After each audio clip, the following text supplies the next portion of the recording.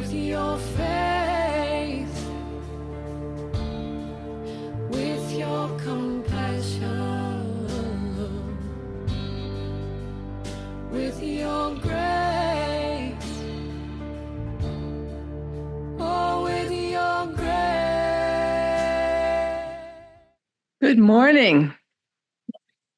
Welcome to the Unitarian Universalist Fellowship of the Rappahannock. My name is Ruth Micklem, and I am your service leader for today's service. Welcome to you all here in our sanctuary, old friends and new, and welcome to those of you who are joining us from the comforts of home via Zoom. As we begin this morning, please be sure and silence your cell phones so that we can be fully present with one another. Today, we welcome the Reverend Dr. Janine Howard, who will be speaking with us about white Christian nationalism. I will share more with you about Reverend Howard later in the service. Please be sure and refer to your bulletins for announcements about upcoming activities and events. And please join us following today's service for coffee, snacks, and conversation in our fellowship hall. The words for our chalice lighting today come from Unitarian Universalist minister Amy Carol Webb.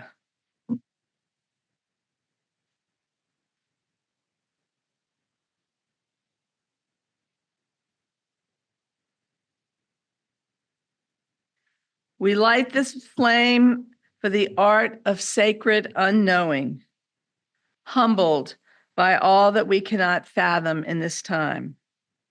We come into the presences of what we do know, perhaps the only thing we can ever know, that love is now and forever, the only answer to everything and everyone and in every moment.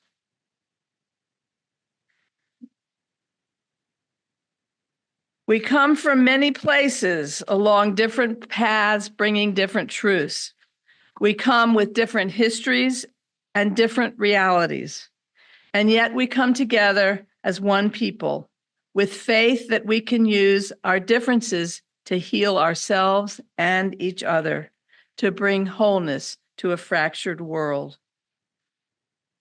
We come seeking to find community, to find acceptance to who we are. In this place, we may find others who are much like us and others who are much different.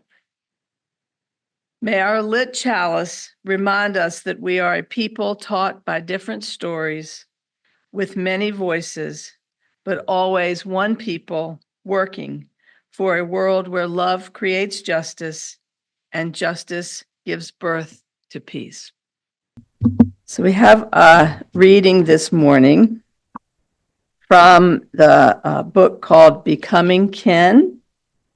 Great read. I encourage all of you all to read it, and you can purchase this at, what's Lisa's bookstore? The name of Lisa's bookstore? Do you remember? Bookshelf on Church Street. Yes. She's got some wonderful, wonderful books there. But this is from that Becoming Kin by Patty Krawiec. Indigenous peoples often speak of belonging to the land. We say that the land owns us. It was into this kind of relationship that God invited the Israelites. And it was into this kind of relationship that the Haudenosaunee invited the Dutch when they made the two-row Wampum Treaty. The year of Jubilee was more than an economic reset to prevent the accumulation of wealth. It restored each family's relationship to the land of their forebears and reminded the people that they did not own the fields that they had purchased. The land mourns, but it also responds with joy. The same prophets who described a land fasting and covering herself with dust in response to human wrongdoing and harm also describe beautiful scenes of rejoicing and jubilation upon the return of the people. The desert and the parched land will be glad. The wilderness will rejoice and blossom, the prophet Isaiah says. Remember the two paths of the seventh fire, one parched and blackened, and the other green and lush. How we prepare will now determine what comes next. Either a healing fire that brings wild strawberries and lush pathways, or a charred landscape that cuts our feet. For Indigenous people, that means holding on to the knowledge of our ancestors. For the light-skinned people, that means making the right choices about how to live. These governments that make decisions, they are your model, not ours. This economic system we live under, this is your model, not ours. The doctrine of discovery that declared our lands were empty, that is your framework, not ours. You have choices to make. And if you can join me in a moment of silent reflection.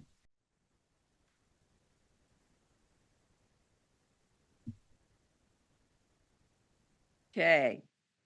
Now I get to introduce our guest speaker for today. The Reverend Dr. Janine Howard is currently the lead pastor at Fairlington United Methodist Church in Alexandria, Virginia. Janine joined the United Methodist Church in her young adulthood after being welcomed and recruited by the United Methodist Women at a local church on the Eastern Shore where she resided. She had the unique experience of serving as the pastor at the very church that first welcomed her. Janine received her theological education from Wesley Theological Seminary, earning her Master of Divinity in 1998 and her Doctor of Ministry in the ecumenism. Thanks, I didn't practice that word. Ecumenism track in 2007. Thank you, Janine.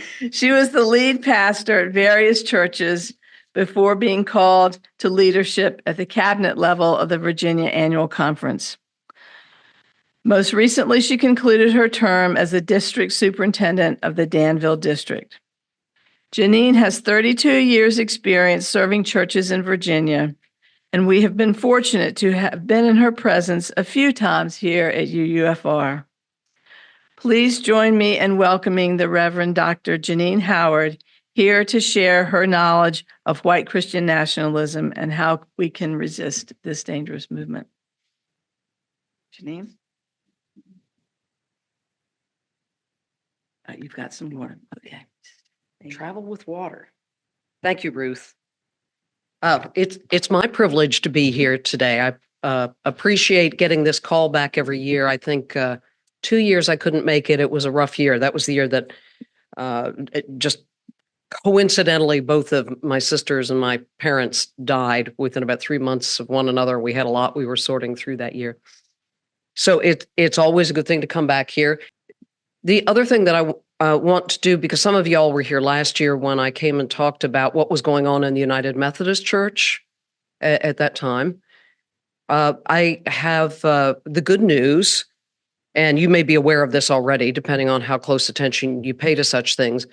The United Methodist Church at its General Conference, which is our legislative body, this past spring, in a rather astonishing turn of events, just completely wiped out all of the restrictive language in it's the Book of Discipline. It's kind of our church law, if you will.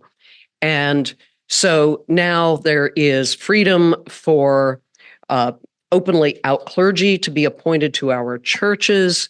There is freedom for clergy to celebrate marriages if they feel that the marriage.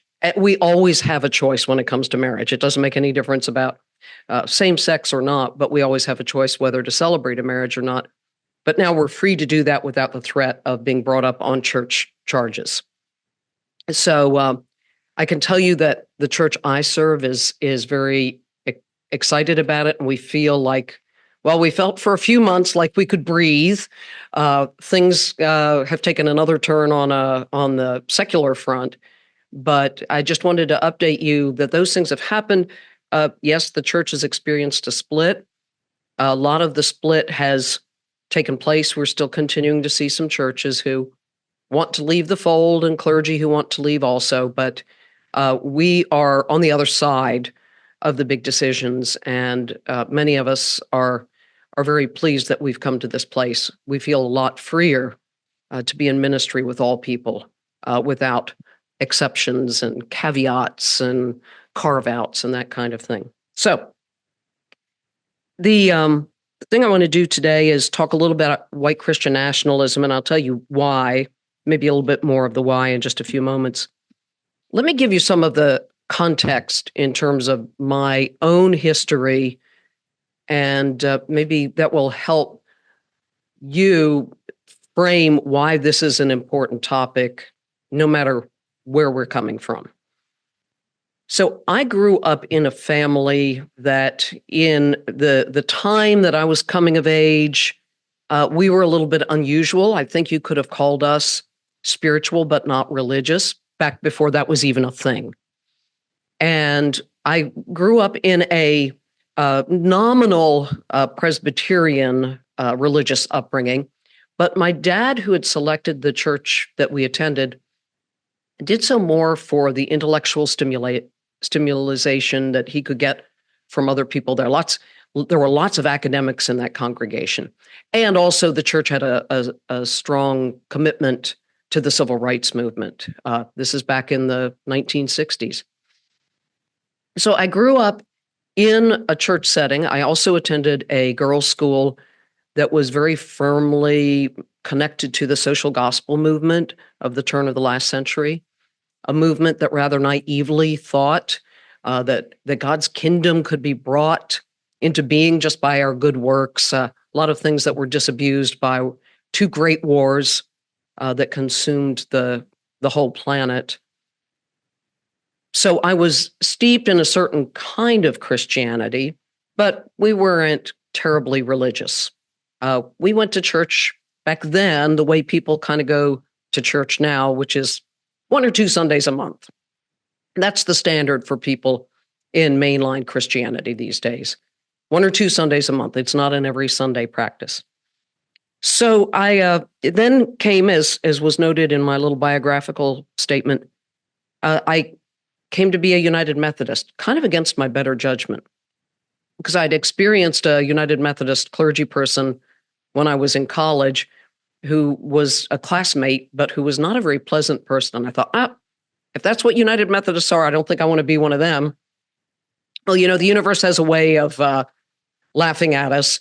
And eventually I became a member of that little congregation in Accomack County and became their pastor. And lo and behold, 30 some years later, here I am. The thing about Methodism that you may or may not know is that it is considered one of the evangelical traditions. In other words, not that we are evangelicals in the sense that you might think of today, but in the 18th and 19th centuries, as Methodism was forming out of the Church of England, out of a reform movement, it did take on the characteristics of what was a kind of an evangelical set of doctrines. That's what we inherited, using words that some people think about in a negative sense, but things like sin and repentance and even justification, which is a good thing, but all those sort of theological terms that we would associate with any of the strands that are called evangelical. So that's where the roots of Methodism are. And I think that may have been one of the things that I had to struggle with a bit. Where I came home, though, with Methodism was our emphasis on grace. So we do have in the United Methodist Church some strands of this. And there are even places where I can recognize in 40 years of experience with United Methodism as a layperson and as a clergy person, some of the things that I think I find to be disconcerting about the growth of white Christian nationalism. I've seen little pieces of it there because evangelicalism, which is different from being evangelical, but evangelicalism as kind of a conservative or fundamentalist movement has taken a different course from the more traditional evangelical churches. Think of even the Lutheran Church. The Lutheran Church, the more progressive Lutheran Church, is the evangelical Lutheran Church in America. So it's in our DNA, as they say. But there are disturbing things about it that we need to deal with. And it's one of the reasons why it's a topic that's of interest to me to try to figure out, how does white Christian nationalism, how do those three different descriptives, how do those three come together to form something that we're going to have to contend with in this nation and maybe globally in the days to come?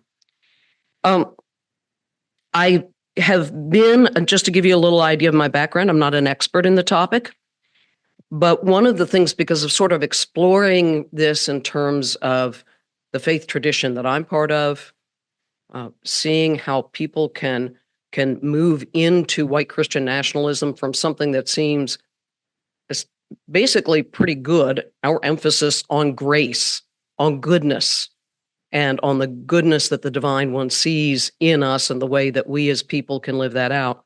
Our social principles, our commitment to social justice.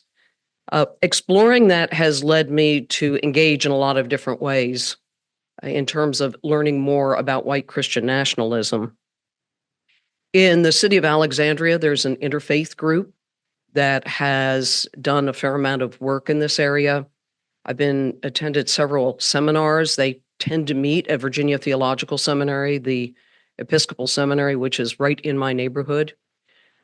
We have had local church leaders. We've had people who have been part of the evangelical movement over the years and have been appalled at the direction it has taken, who have spoken about white Christian nationalism.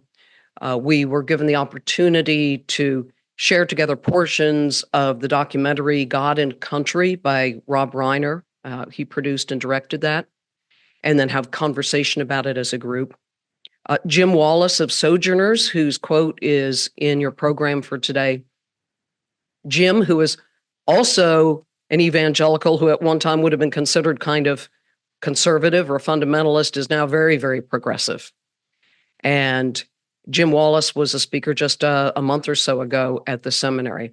So I have become rather steeped in some of these things, watching documentaries, reading books, sharing in conversations with colleagues.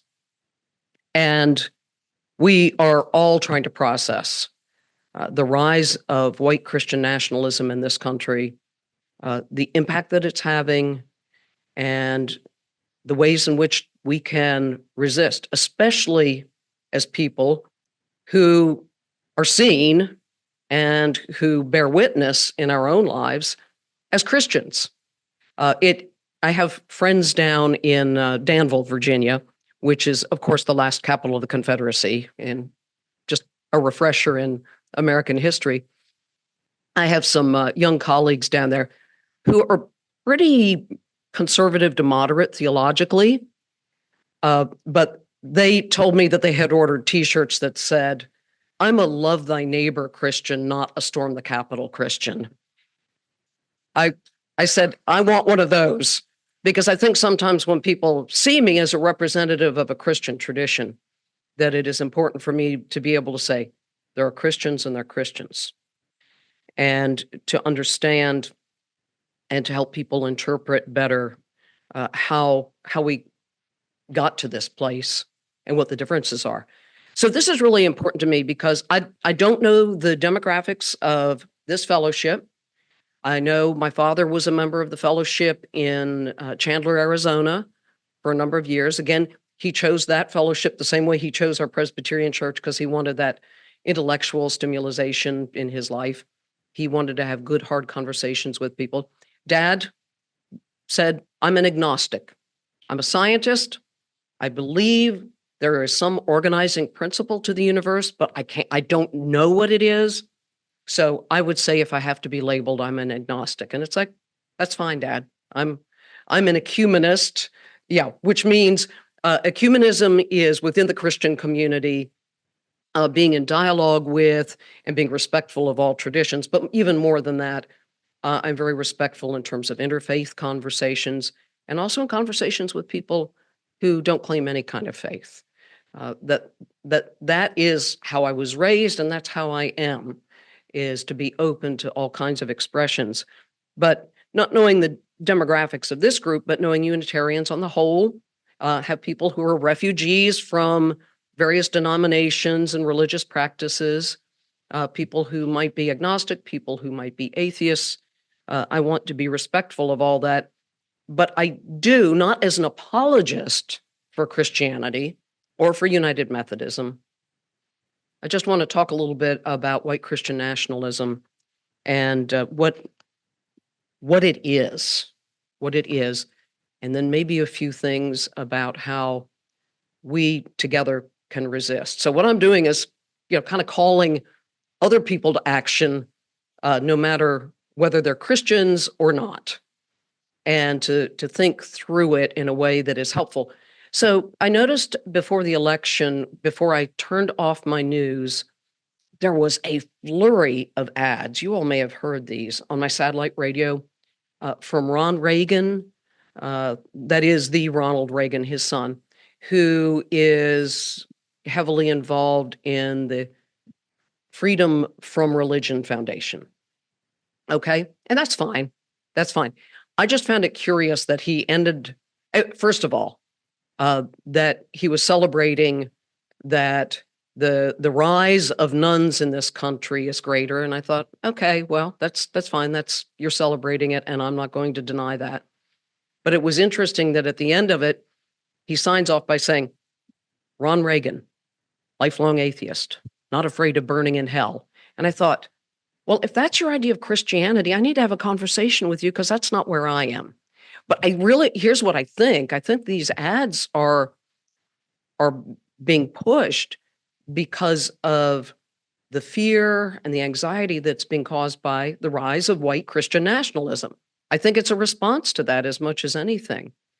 And so I want to call people together and say, hey, we're in this together. This is not about who is a Christian, who's a Jew, who's a Buddhist, who's a Muslim, who's an agnostic, who's an atheist. If the freedom, if the liberty, if the safety and security of every human being, of every living thing in this country is at risk because of white Christian nationalism, we have a call to action together. So I'm not going to give you a lot of details because I said I am not the expert in white Christian nationalism. Here's my personal opinion, which is probably not always a good thing to base a talk on. But my opinion is that this is an unholy alliance of a lot of different streams of ideology, of thought. And as one writer has pointed out, white Christian nationalism is not about religion. It is a political ideology. It is not a religious thought practice. It is not a religious ideology.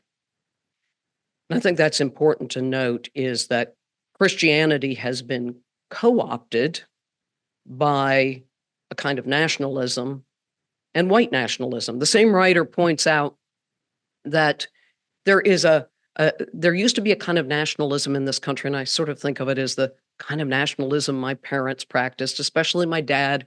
He was, while he was raised in the Washington, D.C. area, his Both of his parents were from Eastern Washington State, a very conservative area, very, very staid.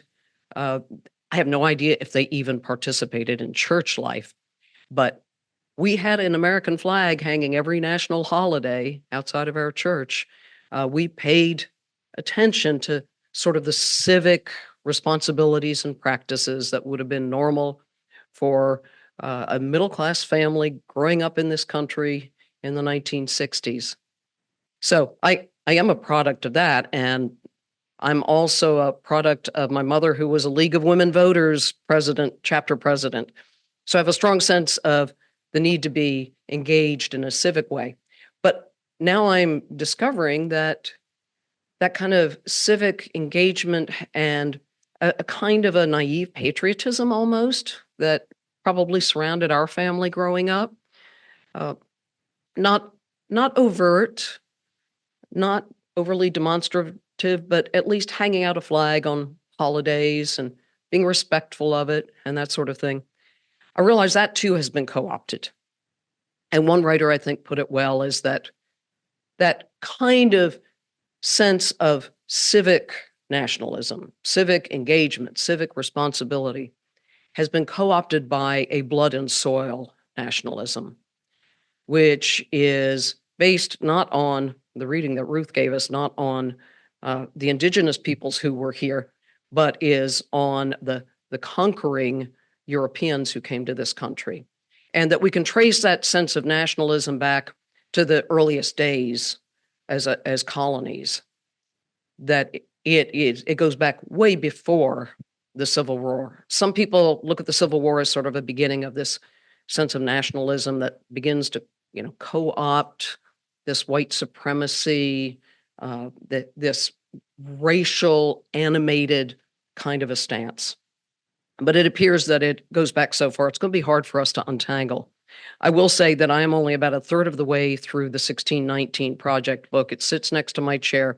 That's aspirational because it is dense and heavy reading, and I can only absorb one essay at a time and then have to think about it a long time. But I commend that to you as well, because it helps to inform some of the conversation about things like white Christian nationalism.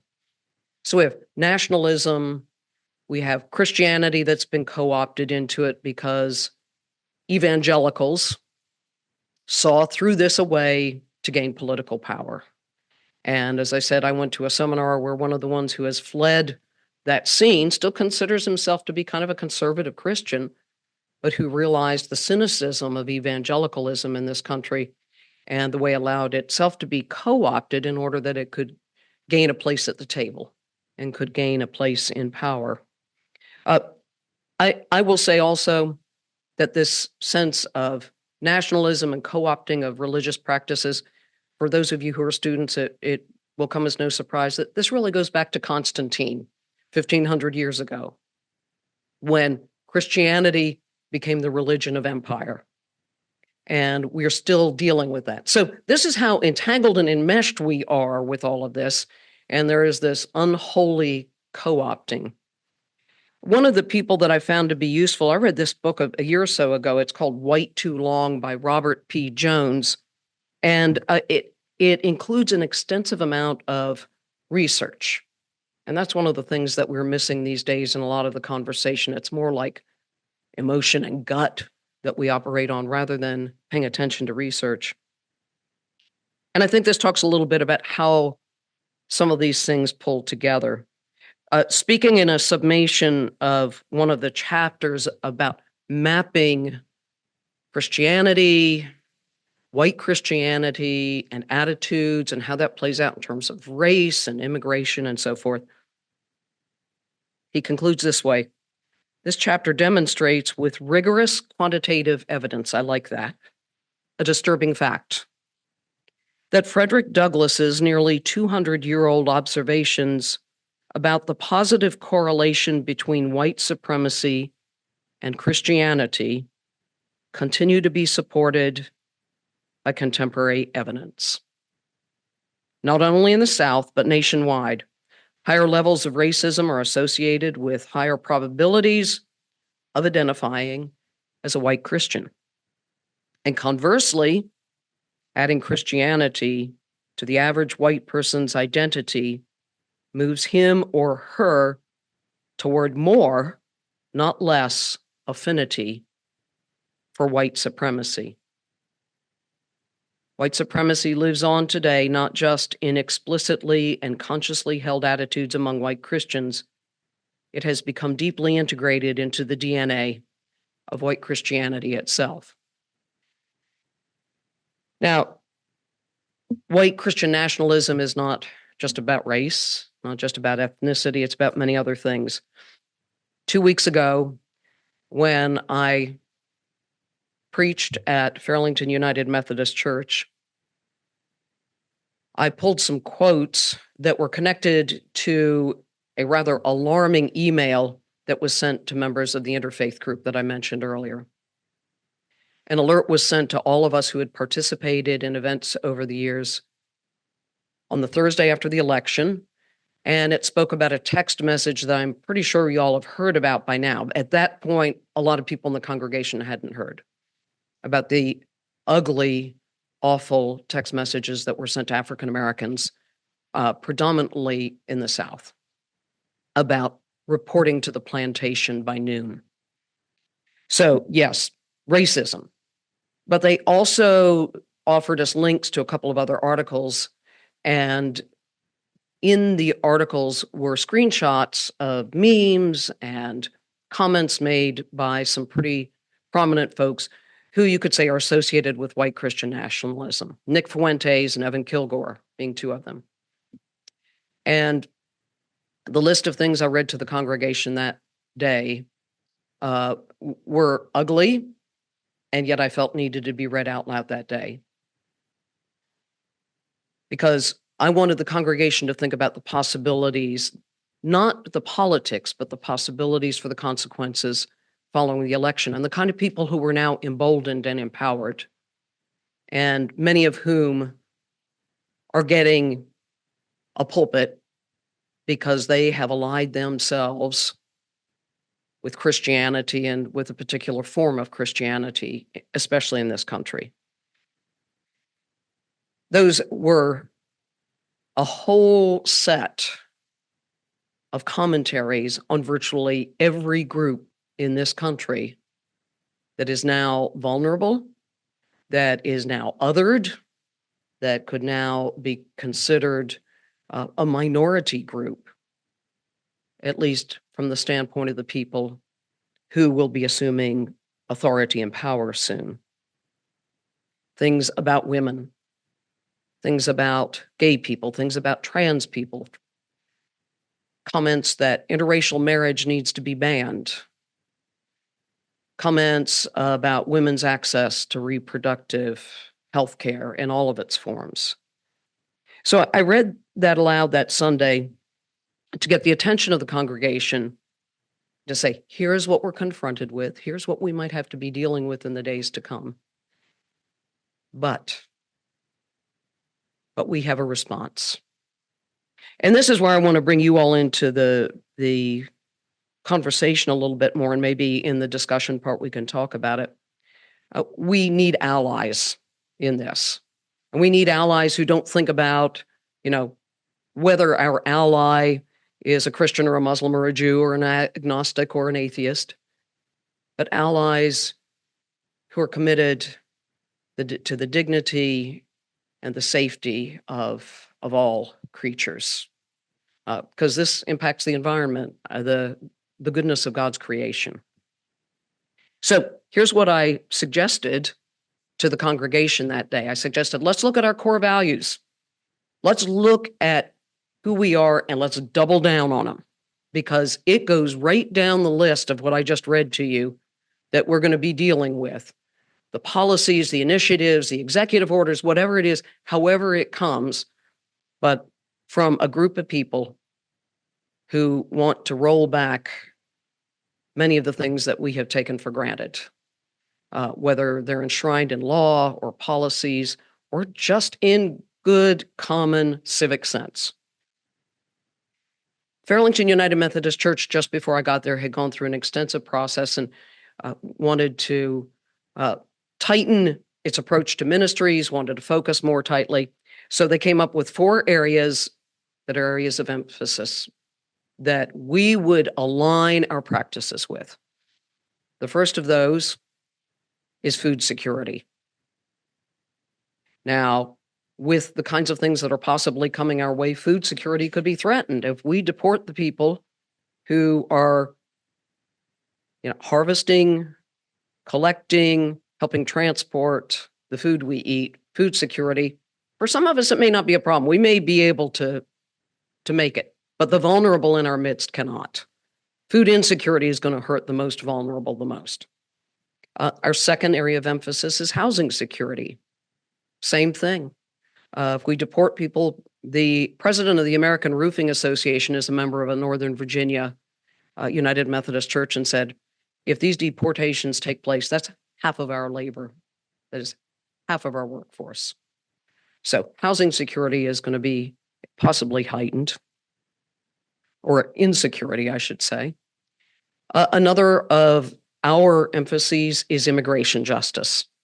And I will say it's very personal for us because we have embraced a Venezuelan family who's seeking asylum here, whose temporary protective status could be completely wiped out after January 20th. And we have to take measures and have to figure out ways to protect them. A family of 4 with kids in the Alexandria school systems thriving there. For us, it's very personal, but it's also a broader justice issue. And fourth of our emphases is on creation care and creation justice matters. Knowing that we're going to have to be especially attentive to how we advocate and how we live out our commitment to God's good creation. So we have 4 areas of focus. We also live by a reconciling statement.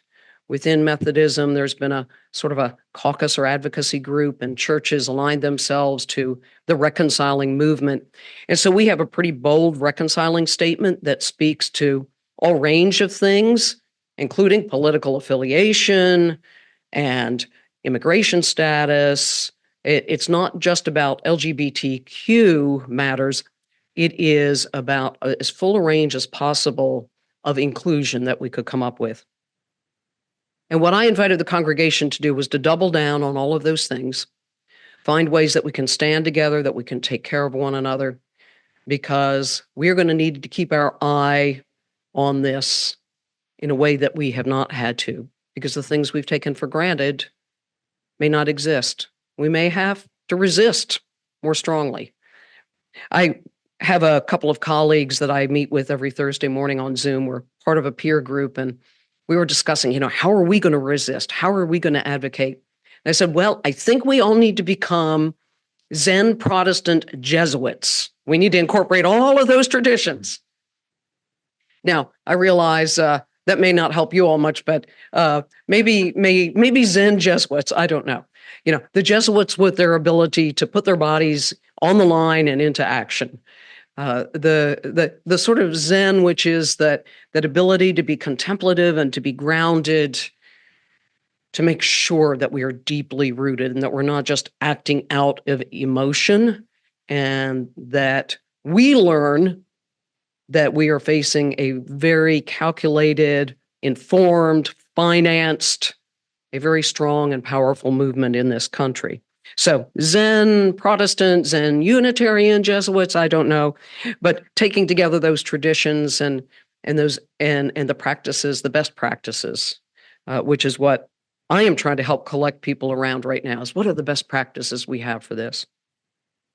And then there are interfaith and ecumenical partnerships. And that's why I'm glad I can be here today to say, how are you all going to be able to look around your immediate area here, and who would your partners be? And to focus tightly on policy, even though people will still say, well, you're just being political and I don't like political. You know that old, yeah, okay, you've heard that. Sure, it is political. And I told the congregation 2 weeks ago, we are political creatures. We can't help it. It's being part, if we are engaged at all in the responsibilities of being citizens, we are political animals. It doesn't have to be bad. It doesn't have to be a negative. So focusing tightly on the policies, helping keep one another informed, even though right now I know some of us just don't want to get out of bed in the morning. I have talked to some of those people. And I will say, just as one other best practice, don't assume that because somebody maybe is part of a marginalized group that they want your advice or your help right now. I have had a couple of conversations in the last 2 weeks about people who would be identified as marginalized, the kind of people who could be targeted by policies, whether it's somebody who's in a same-sex marriage with a child and now maybe has got some concerns about whether those marriages could be declared null and void, illegal. And then what about the child that they have, or persons of color? And what in those two cases has been communicated to me either indirectly or directly is don't assume that we know how to advise these people. The best thing we can do is sit with them and listen to them, not try to comment, not try to fix things for them, because as one of my friends said, we're already scared, and your anxiety is making me more anxious. This is where being more zen and being more rooted and just listening and hearing people and ultimately coming to the same conclusion I did 2 weeks ago in front of the congregation. I said, I know there are people here who are happy about the election results, but we are in a time of anxiety and fear and uncertainty. We think we know what might be coming. Past history can be a guide, but we're not sure. But we need to be informed. We need to engage in best practices, but most of all, we need to take care of one another. We need to surround one another and let everyone know that they have a safe space, whether it is with us as individuals or with us as a congregation, that there is a safe space. Because white Christian nationalism has become a powerful force, so powerful that people are committing books, documentaries, energies to studying it.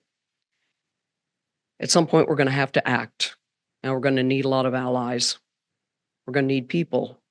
And we're going to need people with whom we think we don't really have many shared interests, except to protect one another, to care for one another, and to make sure that the dignity of every living thing does have a future, even in this country. Thanks for hearing me out. I will be glad to send to you a little bibliography of some of the things that the sources I've used. It wasn't, as I said, about the details of white Christian nationalism so much as, the effect it's having on us and how we might be able to respond in the days to come. So I look forward to your discussion and to the ways in which you all may have already thought about it and some things I can take back to Alexandria with me, some more best practices. So thank you for hearing me out.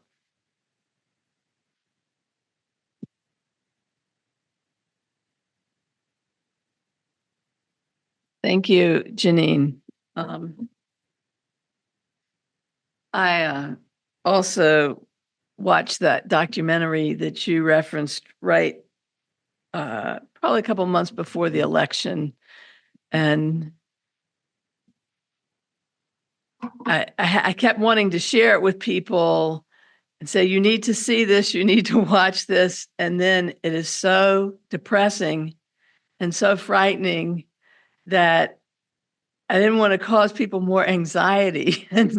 And it's like, it really is that, how do we ground ourselves and be rooted and I think that solid grounding so that anxiety does not take over. Yeah. So I'm sure folks have lots of comments and thoughts they'd like to share. Well, I'm not so sure, but I'm guessing. I know the guys, white guys do. They always have something to say. Yeah, so you might want to come back up.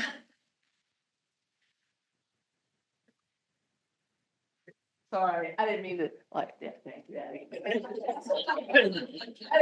you. We don't know what's going to happen. We really don't. I think it's going to be a very rough ride. I don't know how rough it's going to be. The thing that I'm counting on, I'm sort of cautiously optimistic we're going to make it through this, is the court system. And because ultimately it's our Constitution and the way it's interpreted by the Supreme Court that's going to put a wall around how far religion gets into our government. Texas passed like a Bible-based curriculum, which would have been blatantly unconstitutional if a court 10 years ago had to deal with it. And we're going to see a lot of that. So ironically, there are 3 votes for sure that are going to be good. There are 2 or 3 votes that are going to be bad. But our future, strangely enough, is going to depend on Barrett and Roberts and Kavanaugh, 3 people that nobody was particularly enthusiastic about. But I think ultimately they're going to be the ones that determine, how far this is going to go. So that's one quick point. The other was, it would be nice to get the Catholics to help us with this. That's such a strange institution, but a very powerful institution. But if you could get the Catholics, I know they're locked in with abortion and all that stuff, but maybe if you could pass those issues, they could be more of an ally on some other issues. Yeah, it has been noted that the alliance that forms what we sort of pulled together under this one umbrella of white Christian nationalism does include quite a large number of Catholics, and it is largely around the issue of abortion. Yeah, unfortunately. I'm interested to hear what other people feel about the courts. Are you an attorney? Yeah. Somehow I knew that. Yeah, I'd be curious to hear other thoughts about it. Anyway. Well, this is not a thought about That's okay. about the courts, but right after the election, a house near us that had a giant Trump sign on the side of the building put up a sign, pray to end abortion. And, I had thought all along that the campaign for reproductive rights has been flawed. And it really is like poking a stick in the eye of certain people that are opposed to unnecessary abortion or to elective abortions or abortion for whatever trivial reasons or something. And it seemed to me that we should have signs that say, pray to end early infant mortality, pray to end early maternal mortality, and that sort of thing. Because in fact, when we have flawed news sources, I mean, there are lies flying all around. There are probably lots of people who think that ending abortion in various places has saved babies. But in fact, many more babies die because of it. So it seems to me that we have to avoid, I guess my major point is all or nothing approaches, and that we have to be careful not to be so polarizing. That was exploited in the election. We were prodded. So messages came to progressive folks that just poked sticks in their eyes and vice versa. And not the same metaphor. I should use a different metaphor for that. But messages came that everybody else was going to do terrible things to them. Mm-hmm. And each group got an opposite message, so the pro-Palestinian groups got an opposite message than the pro-Israeli groups. And there were a lot of falsehoods out there, but it just seems to me that if there's something beneath all of that is that we have to be careful to teach people not to engage in all or nothing thinking. It's sort of like, I'm a physician, a little bit of salt or too much salt no salt at all can kill you, and too much salt can kill you. Too much water can kill you. No water at all can kill you. So a little bit of fluoride can make your teeth good. Too much fluoride can cause neurological damage. I mean, it's sort of like not a hard concept, but are we teaching this to our little ones? And can we teach that? And can we also employ it ourselves and stop ourselves? Because that's just an automatic regression that happens when someone gets in our face and threatens us, is to think in an all or nothing way. Anyway, that's my- Absolutely. I have been very clear that we cannot demonize anybody else. We can be prepared for action, but action is not about personalizing or demonizing the way in which we approach action, and that we need to be willing to accept other people's feelings as they are. Yeah, let other people. I think one of the things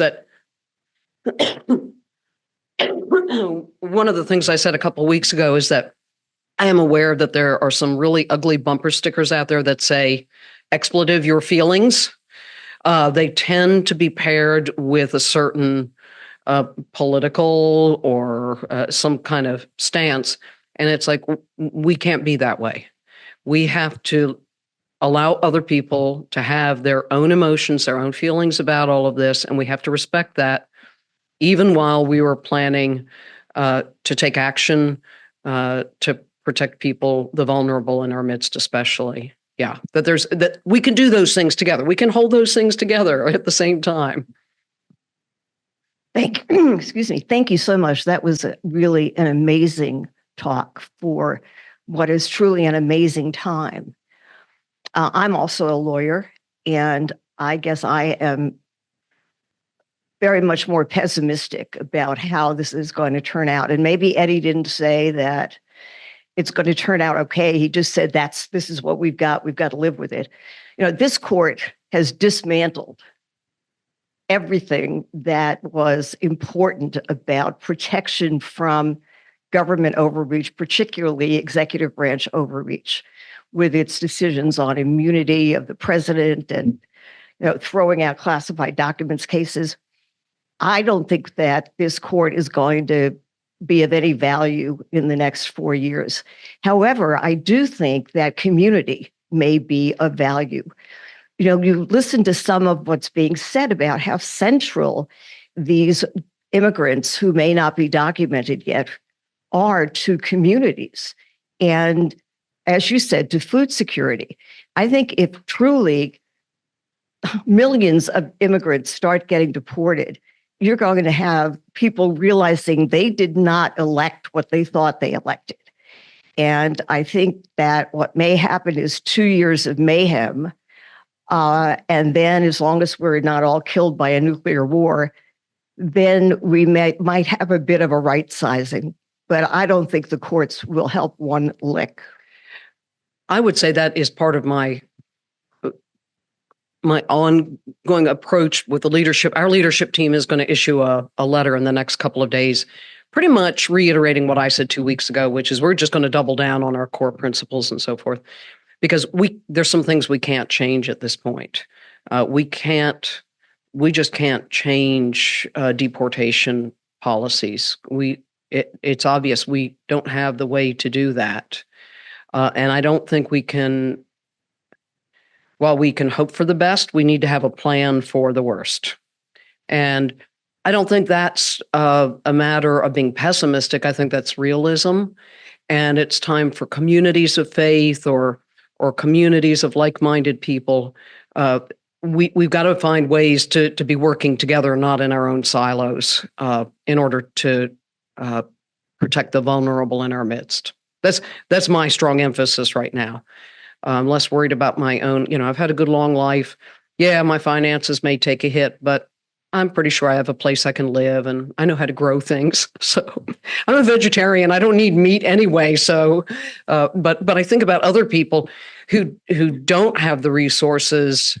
There was a study of poverty done years ago, 15 years ago maybe, and they said poverty is not about lacking money or things. It's about lacking relationships, supportive relationships, like knowing you have a safety net, someplace you can go, a couch you can sleep on, somebody who can share a meal with you. So, some collective action in that regard is going to be necessary. We need to be ready to take in families who might be deported and and hope that the government will honor religious places, houses of worship as safe spaces. This has been the first election that I've actually been afraid afterwards. I've gone to demonstrations when all the children family separation things. Mhm. There was the women's marches. And now we went there, people honked at us, people yelled at us, people swore at us. Now the police can come after us and arrest us or worse. And that's already been said that can happen. Us as a congregation, you just spoke about maybe we could help people that are going to be deported. Well, now that can be against the law. We could decide, well, you're supporting terrorism, so your nonprofit status is gone. Mhm. Mayors and governors that said, we're not going to comply with this. We're still going to be sanctuary cities, have been threatened with government action up to including being charged with treason. I am really, really afraid of what's going to happen. I can do what I can do, but against this whole big system, it's just like, being a little gnat and biting them. And I don't think it's really going to make a whole lot of difference. Well, I am looking again and again to the movement in Germany in the 1930s and 40s and people like Dietrich Bonhoeffer. Like I said, some of us may have to be Zen Jesuits, grounded spiritually, but also ready to take action. And we know not everybody is able to do that, but knowing that we have people who are supporting us and who can't place their own bodies in those places. I think of the civil rights movement, things like that, and acknowledging that there are going to be people who are going to be taking risks. And I know that some people are getting ready to leave the country because they're targeted. I've already heard of members of United Methodist congregations that for one reason or another are targeted. We buried the founder of a pretty significant voting rights not-for-profit a year ago. And some of the people he has mentored are getting themselves ready in case they have to leave the country because they've carried on his work in various places in academia and other things, advocating for voting rights, and they are targeted. And they may have to move, but I'm hoping that we don't just roll over collectively and acknowledge that there's some people who can't go along with some of the action, but that, and I'm nonviolent. I'm not advocating for violence, but what I am advocating for is action in whatever way is appropriate contextually and for our situation and our own safety. Yeah. Thank you very much. Very, very interesting and very comprehensive. I'd like to add a couple things that were said today. What Ed said about, I think we have a structure here that is going to provide for this country to continue. I'm concerned about the courts as well. But I got to believe that we have the structure there that's going to do it if we don't give up. And I guess I'm not quite as fearful as many that people are going to be taken out, taken to back shed and shot and what have you. I think we can let hysteria take over at some point. And I like what Helen said about some moderation on things, some willingness to compromise on issues that needs to be done on both sides. And sometimes the only way you can do it is start a little bit on your side and hope you see some reciprocation. The other thing I would say is that I have my favorite expression these days is OTCs, Old Testament Christians, of which there are too many, who don't acknowledge it's not the same Christianity as taught in the New Testament as the Old Testament. And on that note, I'd like to put a plug in for Sandy McElway, who many know here, who's a prominent theologian. he and one of his classmates from Princeton 80 years ago have a blog, and it's called The Present Crisis, capital L, capital V, 55. And in there, Sandy has a number of essays in which he talks down through the Ten Commandments. And his effort is to try to energize the pulpit to speak out.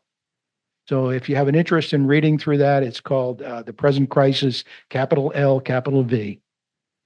Thank you.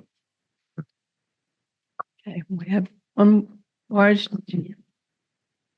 On a micro level, Dave and I have decided that our house is going to be a safe house. Oh, that's wonderful. So any of the targeted groups, if anybody needs a place, we're it. How do you do that? How do we do that?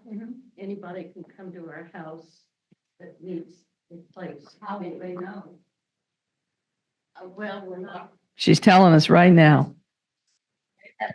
There might be a lot more word of mouth. I would not suggest putting it on Facebook. No. I would just say that I remember one of the first times I came here, I talked about the core values of Unitarians. Keep going back to those. I mean, those are social principles, kind of like we as United Methodists have. Keep going back to those and double down and double down. And that respects dignity and worth in all people and in all of creation, I think. So thank you. I learned more.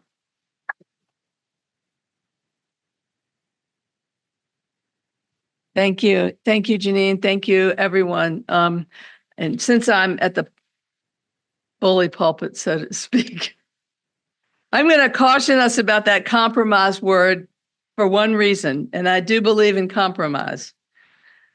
Be careful that we're not compromising those who are already marginalized, and that resistance has to really pay attention to. That's where we're first asked to do those compromises, and I caution that as we go forward.